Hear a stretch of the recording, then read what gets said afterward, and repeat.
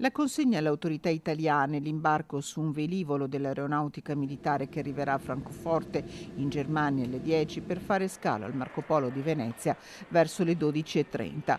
Tornerà in Italia sabato 25 novembre Filippo Turetta nella giornata internazionale contro la violenza nei confronti delle donne. A darne notizia Giovanni Caruso, ordinario di diritto penale all'Università di Padova, che affiancherà Emanuele Compagno nel collegio di difesa. È stato lo stesso Filippo Turetta, accettando la procedura di estradizione semplificata, a permettere l'accelerazione dei tempi su pressione del governo italiano, che in queste ore ha ringraziato le autorità tedesche.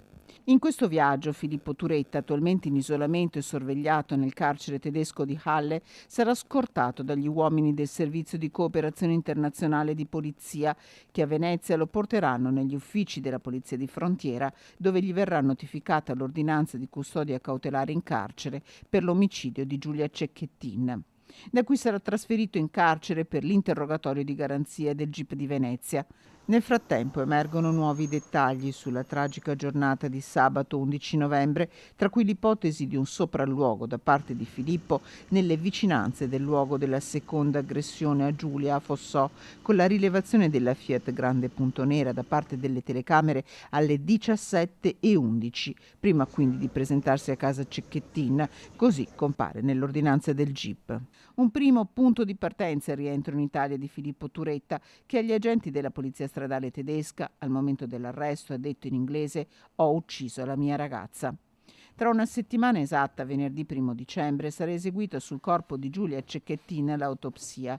Dopo l'esame sarà fissata la data dell'ultimo saluto alla studentessa, che si terrà nella Basilica di Santa Giustina, affacciata sul Prato della Valle a Padova. Troppo piccola la chiesa di San Martino a Saonara per contenere il fiume d'affetto che da giorni continua a stringersi attorno alla famiglia. A Saonara potrebbe tenersi un momento privato, intimo.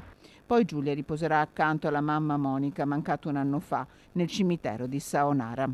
Così le immagina Papagino, che in queste ore sui social ha pubblicato questa foto.